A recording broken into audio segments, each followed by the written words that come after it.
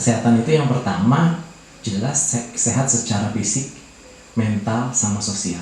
Tiga ini satu kesatuan, komprehensif. Boleh kita ingat, tapi rasa sakitnya kan bukan hari ini. Hari ini itu sebetulnya suatu bentuk luka psikologis. Kejadian di masa lalu, tapi sampai sekarang masih selalu membayangi, menyesali, dan menyalahkan diri sendiri. Ini justru menyalahkan diri sendiri. Membagi periode kehidupan manusia itu dalam 3 periode. Halo Sobat Sehat RSUD Kawali, selamat datang di YouTube channel PKRS RSUD Kawali. Jangan lupa untuk like, komen, subscribe, dan nyalakan lonceng notifikasi untuk melihat update-updatean terbaru dari YouTube channel kita.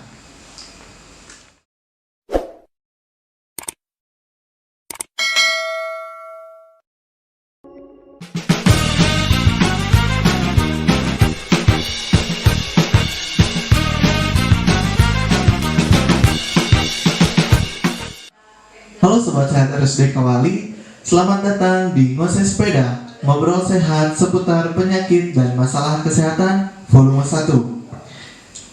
Pada episode pertama kali ini, kita sudah kedatangan tamu, yaitu psikiatri Rumah Sakit Umum Daerah Kawali, Dr. Yuda, spesialis kejiwaan.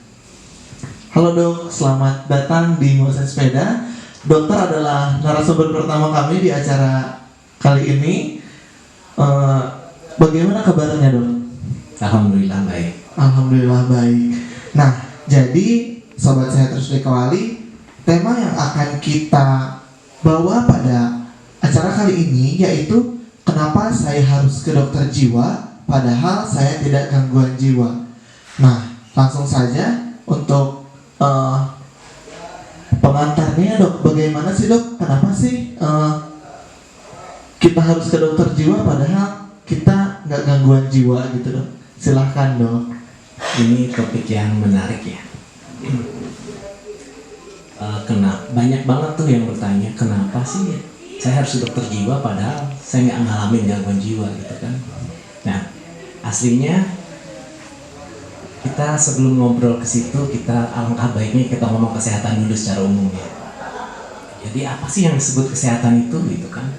Kesehatan itu yang pertama jelas sehat secara fisik, mental, sama sosial. Tiga ini satu kesatuan, komprehensif. Dan itu yang megang di situ, yang berperan di situ kita sebagai nakes, baik itu dokter atau tenaga kesehatan lainnya. Nah, kita mulai masuk tuh ke bagian kesehatan mental, mental health. Mental health itu sama kayak kesehatan biasa, artinya di situ ada preventif, ada promotif, ada kuratif. Nah, biasanya masyarakat datang ke dokter jiwa dalam segi hal kuratif.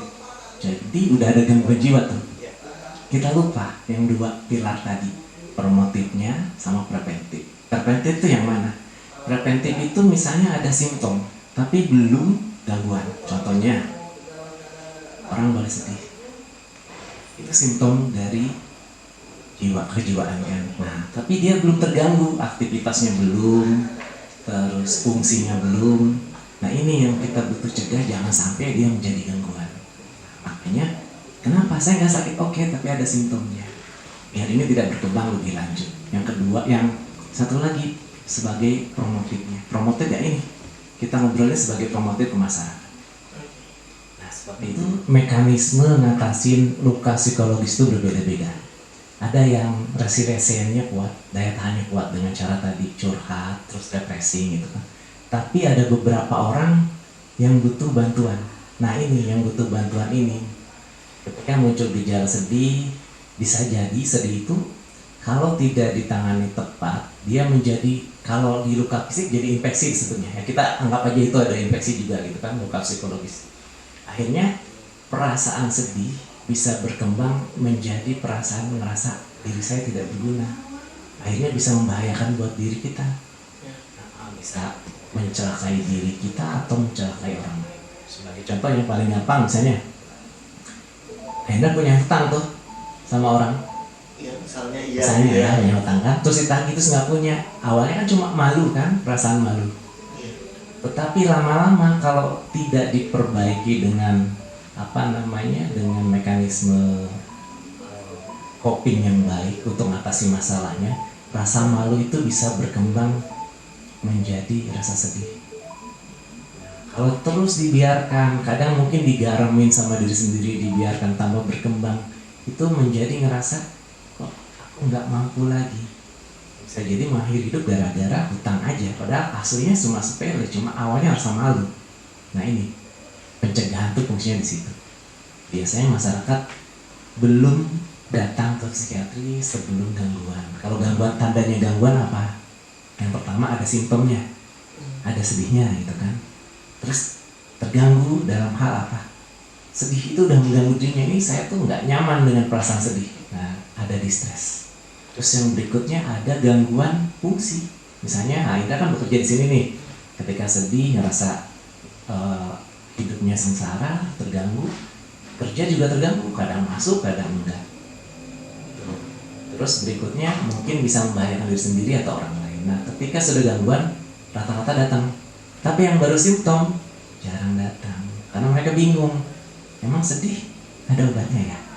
Emang cemas ada obatnya ya? Itu yang masih banyak persepsi di masyarakat. Dan mungkin kalau dari saya pribadi ya dok, ada mindset kalau misalkan ke dokter kejiwaan itu ODGJ gitu dok, mohon maaf gitu kan. Nah mungkin ada hal tersebut juga kalau misalkan jadi malu gitu untuk datang ke dokter jiwa, padahal boleh gitu dok. Maksudnya untuk konsultasi ke dokter jiwa nggak perlu gangguan jiwa gitu. Ya tadi nggak perlu gangguan dulu, baru simptom aja, gejala. Orang normal kan boleh sedih kan, ada masalah itu sedih, boleh marah. Tetapi ketika marah itu sudah mengganggu orang lain atau diri sendiri, boleh datang ke kita kok langsung. Jadi manusia itu ada ODGJ, orang dengan gangguan jiwa, ada ODMK, orang dengan masalah kejiwaan. Nah, kalau gangguan kan kita menegakkan diagnosis itu yang pertama simptomnya, gejalanya, tanda-tandanya, baru dikumpulin tuh, oh ini udah gangguan nih, baru kita diagnosis apa. Tapi kalau masalah kejiwaan kan belum, baru simptomnya satu, tapi belum ada diagnosanya nih, oh ya orangnya sedih nih, tapi belum depresi. Beda kalau depresi kan, di dalam depresi ada sedih, ada anergia itu tenaganya merasa kurang, ada anhedon ngerasa nggak seneng, jadi dikumpulin baru kita bilang oh ini depresi. Tapi kalau sedih aja nggak kita bilang depresi, ini baru gejala satu, belum gangguan. Ini udah membuka sesi pertanyaan ya dok di sosial media kita, dan ada beberapa pertanyaan yang masuk. Nah ini kan juga bentuk dari mereka juga biar tahu gitu ya dok ya bagaimana. Nah kita akan coba bacakan yang pertama. Pertanyaan pertamanya yaitu kondisi seperti apa yang bisa menjadi tanda bahwa kita harus berkonsultasi ke dokter spesialis kejiwaan. Mungkin ini tadi udah dijawab ya, tapi boleh dijelaskan lagi dok. Baik. Hal yang paling mudah ketika kita butuh datang ke dokter jiwa itu apa? Yang pertama, apakah ada deviasi enggak? Deviasi itu ada perubahan dari suasana perasaan. Biasanya perasaan, ya, kita ngomong perasaan. Apakah perasaan kita ada berubah dari kondisi normal atau enggak? Kalau merasa perasaan saya kok nggak normal ya, kadang sedih, kadang senang, tapi nggak pada tempatnya, gitu, misalnya gitu. Jadi ada deviasi dari kondisi normal, baik dari pikiran, perasaan, sama perilaku. Setelah itu, kondisi itu, deviasi tadi, perasaan sedih itu menimbulkan gangguan buat diri kita atau buat orang lain. Mungkin kita jadi sering marah-marah, yang terganggu pasangan kita atau teman kita.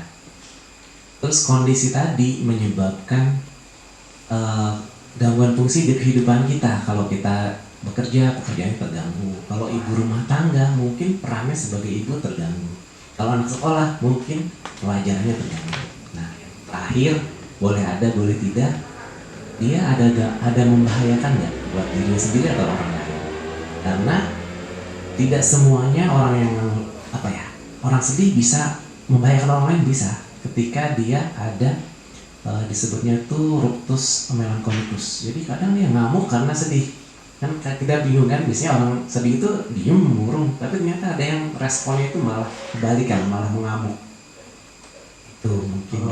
Lanjut ke pertanyaan kedua nih dok. Ini mungkin agak curhat ya pertanyaannya. Nama saya Mr. X, berarti laki-laki ya dok. Saya berumur 27 tahun. Dan kebetulan saya memiliki banyak sahabat perempuan dari kecil hingga sekarang. Karena hal itulah saya sering mendapatkan bullying. Saya mendapatkan bullying dari SD sampai SMA, bahkan kuliah pun pernah sesekali saya dapatkan. Hingga saat ini saya masih kesal, marah, sedih, kecewa kalau mengingat hal tersebut. Bahkan saya terkadang menangis bila mengingat kejadian itu. Sampai saat ini semua kejadian itu masih tersimpan di dalam ingatan saya. Saya selalu ingat bagaimana pakaian, jam, dan hari yang mereka lakukan terhadap saya. Yang ingin saya tanyakan, apakah trauma di masa lalu ini bisa disembuhkan, Dok? Apakah saya salah apabila membenci mereka semua yang telah membuat saya hidup penuh dengan rasa trauma? Baik, saya coba jawab pertanyaan pertama ya. Apakah bisa disembuhkan? Bisa. Terus mungkin ditanya caranya nggak? Caranya enggak sudah, tapi boleh dijelaskan. Bisa. Jadi ketika kita mengalami trauma, kadang memori itu tidak akan bisa lupa. Jadi apa yang pernah terjadi kita pasti ingat. Tetapi kita harus bisa memisahkan kondisi hari ini sama kemarin. Artinya emang memori terkuat itu kalau terkait sama emosi. Misalnya kita ingat banget tuh pas lagi dibully, rasa sakitnya ingat juga gitu kan. Boleh kita ingat, tapi rasa sakitnya kan bukan hari ini. Hari ini kita nggak dibully. Kita ingat kejadian itu, oke kita ingat, tapi rasa sakitnya disimpan pas saat kejadian itu. Nah, ketika kita bisa memisahkan mana memori, mana perasaan, membuli. Nah, benci itu sebetulnya suatu bentuk luka psikologis. Jadi ketika kita dibully, itu kayak semacam luka sayat misalnya gitu ya. Nah, ketika kita memupuk rasa benci, maka luka itu tambah melebar. Caranya gimana? Caranya kita mencoba untuk memaafkan. Karena memaafkan itu bukan buat mereka, buat diri kita, buat ngobatin luka kita. Ketika kita memaafkan seseorang, bukan berarti itu buat kebaikan mereka, enggak, buat diri kita. Justru ini buat diri kita, luka di kita tidak berkembang menjadi lebih.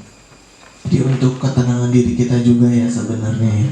Cuman mungkin memang bukan hal yang mudah ya. Bukan, butuh latihan. Ya.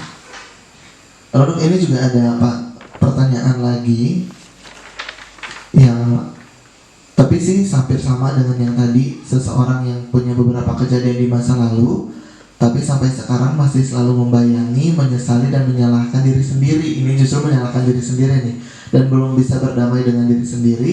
Bagaimana solusinya untuk bisa berdamai dengan diri? Apakah kalau misalkan memang tidak bisa terus gitu ya, apakah itu masuk kategori gangguan jiwa, katanya gitu, Dok? Terima kasih, pertanyaan sangat menarik ini. Banyak banget kasusnya. Jadi kalau saya biasanya membagi periode kehidupan manusia itu dalam 3 periode.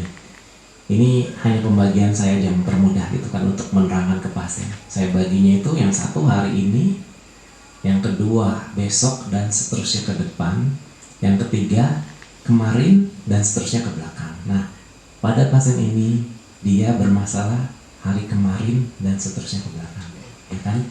Dia menyesali apa yang sudah terjadi. Ketika kita menyesali apa yang sudah terjadi, yang muncul adalah gejala depresi, merasa rendah diri, merasa nggak berguna. Aslinya manusia itu hidup hanya hari ini. Yang kemarin sudah lewat. Ibaratnya kalau pertandingan bola, tiap hari kita bertanding tuh. Kemarin kita kalah tuh.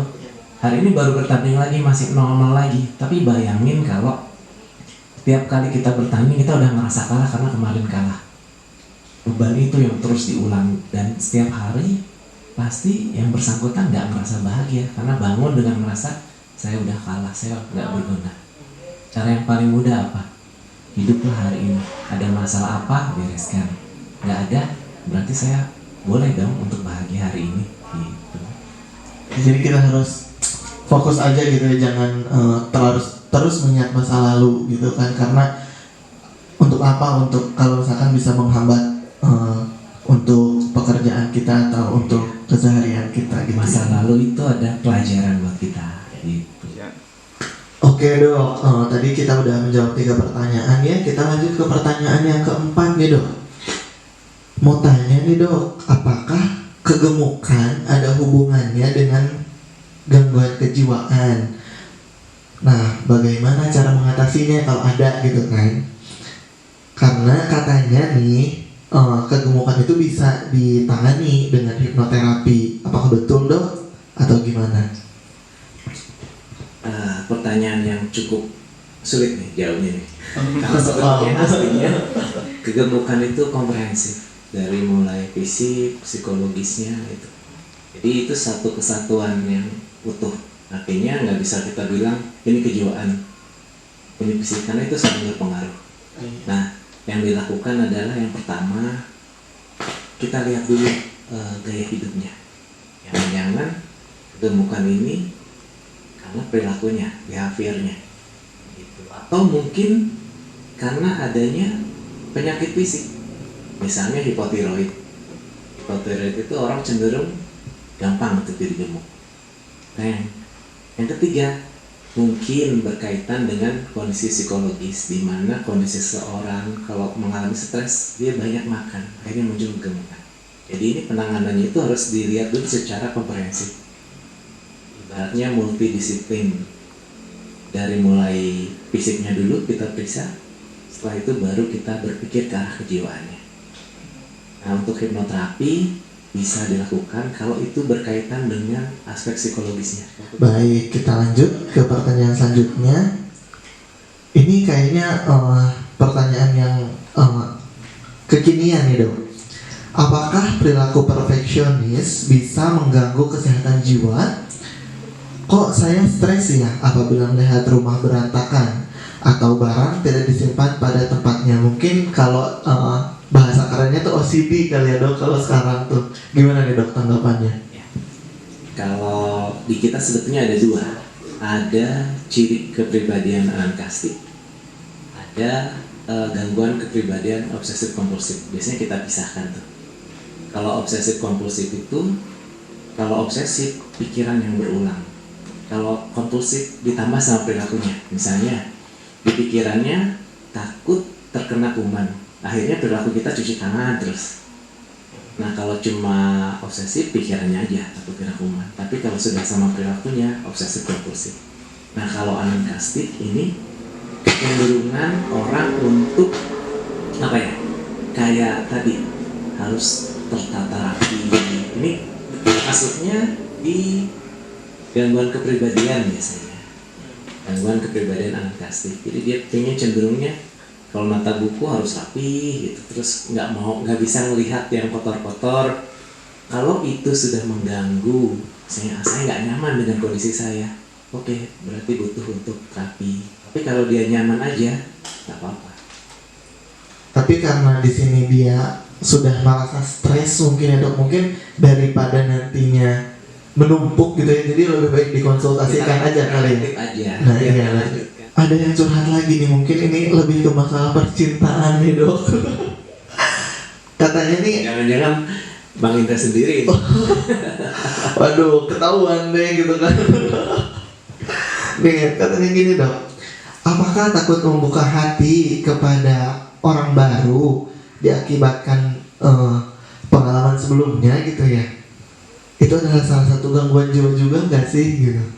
Perlu nggak sih konsultasi gitu ke dokter psikiatri? Ya sebetulnya kan kita udah definisi itu gangguan tuh kalau mengganggu. Iya. Nah, kalau dia sekedar tidak mengganggu ya belum, baru simptomnya aja. Menarik diri sebetulnya apa ya? Membuka diri itu kan bentuk trust, kepercayaan kepada seseorang.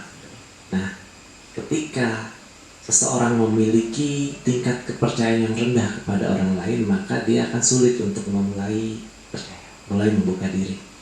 Dan kepercayaan itu sebetulnya tumbuh dan berkembang itu sejalan perjalanan hidup kita. Artinya kalau dari masa kecil kita berhadapan dengan orang yang bisa kita percaya, otomatis kesininya kita gampang untuk percaya sama orang. Tapi kalau dari kecil sering dikecewakan, sering ditinggalkan, nah untuk trustnya itu butuh effort, butuh usaha yang lebih keras lagi. Kalau membuka hati, silakan aja. Membuka hati atau gampang jatuh cinta ceritanya? Takutnya buka hati terus jatuh cinta gitu. Kurang tahu ya, ini kan pertanyaan bukan dari saya ya. Soalnya namanya membuka hati sama menerima hati orang lain beda. Oh Iya kan? Misalnya ada yang deketin tuh, tiba-tiba saya membuka hati, berarti menerima itu bukan membuka kan? Oh iya, iya, iya. Mungkin lebih ke pengen membuka lembaran baru tapi takut kali ya, ini tuh pertanyaannya. Jangan-jangan udah suka sebetulnya. Tapi Bisa jadi. Iya. Kita lanjut aja ke pertanyaan selanjutnya. Ini ada dua nih dok, tapi ini saling berketerkaitan. Yang pertama, jika saya mempunyai keponakan yang ADHD, apakah saya juga beresiko punya anak yang ADHD? Dan pertanyaan yang nyambung juga nih, apakah ADHD ini hal yang harus diwaspadai? Karena setahu saya ADHD ini bisa diturunkan ke anak, katanya dok. Silahkan dok, tanggapannya. Hampir semuanya secara genetik itu bisa diturunkan, tapi persentasenya beda-beda. Nah, untuk ADHD ini saya lupa berapa persen itu. Tapi tidak semua, misalnya ponakan kita ADHD, terus kita nanti punya anak nanti ADHD, enggak juga sih. Itu berbeda kecuali kalau schizophrenia. Schizophrenia itu cukup besar persentasenya untuk ADHD. Untuk schizophrenia bukan untuk ADHD, ya untuk keturunan. Kalau orang tuanya dua-duanya schizophren, kemungkinan anaknya 50%-nya schizophren. Kalau itu lebih besar. Tapi kalau ADHD, saya lupa berapa persennya. Terus yang apa yang harus diwaspadai tadi? Ya, apakah ADHD itu hal yang harus diwaspadai gitu? Mungkin apakah misalkan untuk pengobatan, kalau misalkan kita menemukan gitu kan yang ADHD atau keluarga kita, orang-orang terdekat kita, nah harus bagaimana gitu? ADHD itu sebetulnya kelainan di mana kadar dopamin di dalam otaknya rendah. Jadi dia tidak fokus pada hal tertentu. Akhirnya bisa jadi tingkat IQ-nya normal, tetapi karena tidak fokus, akhirnya tidak bisa ngikutin pelajaran. Nah, di situ peranannya kenapa dia butuh obat buat ningkatin kadar dopaminnya sehingga dia bisa mengikuti pelajaran dan tidak tertinggal dari anak-anak lain. Jadi fungsinya di situ. Biar dia bisa berfungsi normal seperti lainnya. Berarti, tapi bisa disembuhkan nggak dok ADHD itu? Ada yang membaik, ada yang butuh obat terus. Tapi biasanya seiring berjalannya usia itu gejalanya menurun biasanya. Oh tapi bisa terkontrol mungkin ya dok ya. Jadi dok, tadi tuh kita udah baca ini semua pertanyaan dari Sobat Sehat RSUD Kawali. Tapi saya juga punya satu pertanyaan nih buat dokter, itu boleh nggak dok? Karena lumayan. Nggak boleh. Salah sendiri nanya. Sekarang tuh maksudnya kita gampang banget buat akses sosial media, informasi juga kita bisa dapatkan ya di sosial media, di internet. Dan misalkan kita sedang mengalami kecemasan atau seperti apa, kita searching lah gitu kan. Misalkan kalau misalkan kita sedih berhari-hari, kenapa gitu kan misalnya. Oh ternyata keluar nih kayaknya penyakitnya ini gitu kan. Nah jadilah pikiran gitu. Jadi dia self diagnosis gitu ya mungkin istilahnya. Nah itu dari segi kejiwaan sendiri itu bagus nggak dok? Atau nggak boleh sebenarnya tuh kayak gitu? Yang sering terjadi adalah manusia itu ada kecenderungan untuk menyamakan kondisi orang dengan kondisi kita. Misalnya kita cemas nih, terus kita baca cemasnya itu jantungnya berdebar gitu kan. Oke, terus dia baca kalau jantung berdebar apa ya sakitnya? Oh ternyata sakit jantung yang berat, dan manusia itu cenderung berpikir ke arah yang negatif. Akhirnya ketika baca bukan jadi tenang, malah tambah takut. Misalnya gitu kan, dia searching tuh, kalau jantung berdebar apa sih sakitnya gitu. Wah udah banyak muncul tuh, misalnya gagal jantung segala macem. Nah kecenderungan gitu, oh ya jangan-jangan saya sakit jantung berat, ketakutannya muncul. Nah itu makanya mendingan datang ke yang ahlinya aja biar diterangin gitu, seperti itu. Emang boleh sih kita baca referensi boleh, tapi kita tanyakan lagi kira-kira kalau jantung berdebar-debar apa aja sih gitu. Ada yang ringan, ada yang berat. Yang ringan ya cuma karena cemas aja jantung kita berdebar-debar, gitu kan. Belum tentu apa yang kita baca itu aslinya sesuai sama kita. Karena manusia suka yang paling gampang ini. Banyak pasien saya itu cemas ketika mendengar berita orang meninggal. Seolah-olah dia yang mau meninggal itu. Aslinya apa? Aslinya dia sehat, nggak sakit berat, bukan tidak ada sakit yang membuat dia akan meninggal cepat-cepat, gampangnya gitu ya. Tapi kenapa seperti itu? Karena manusia cenderung menyamakan kondisi orang lain dengan kondisi dirinya. Nah, ini yang diambil malah yang negatifnya aja, itu yang repot. Tapi kalau bisa berpikir positif nggak apa-apa, searching silahkan. Tapi kalau orang cemas, caranya yang berat-berat tambah cemas. Mungkin searching tuh untuk misalkan kita penanganan di rumah aja gitu ya, seperti apa untuk penanganan pertamanya, tapi jangan sampai jadi overthinking gitu. Oke, nggak terasa nih dok, kita udah beberapa pertanyaan yang sudah kita jawab. Kita juga udah tadi juga ada materi sedikit gitu ya dari dokter. Ini closing statement dok dari dokter nih untuk masyarakat gitu ya yang masih mungkin punya mindset ke dokter kejiwaan itu kayak gitu atau gimana gitu. Jadi misalkan kita juga bisa aware gitu terhadap kondisi kesehatan jiwa kita. Kira-kira apa ya closing statementnya yang gampang ya? Gampang dan mengena gitu ya. Sebetulnya saya titip pesannya gini. Hal yang paling gampang kita mendeteksi seseorang cenderung akan mengalami gangguan jiwa itu yang pertama, dia mulai menarik diri. Itu yang harus diwaspadai. Satu aja itu, karena kesananya berkembangnya bisa kemana-mana. Satu, ketika seorang sudah mulai menarik diri, kita mulai aware tuh, keluarganya mulai aware. Bawa aja ada apa. Khususnya cuma di situ aja. Disebutnya kalau di kita ada fase prodromal. Prodromal itu sebelum muncul gejala yang overt, yang kelihatan banget, biasanya diawali dengan diem menarik diri. Makanya ketika ada saudara kita, teman kita yang tadinya cerita tiba-tiba diem, ada apa nih? Kita harus lebih aware itu aja. Ya, jadi bisa kita simpulkan ya bahwa yang dari tadi dokter bilang, kita harus aware terhadap diri kita sendiri. Kita juga harus aware ke lingkungan kita supaya mungkin gangguan jiwa ini kita bisa turunkan gitu ya dok ya angkanya. Baik dok, terima kasih banyak telah hadir bersama kami di acara Nguasai Sepeda, ngobrol sehat seputar penyakit dan masalah kesehatan untuk memberikan informasi kepada Sobat Sehat RSUD Kawali.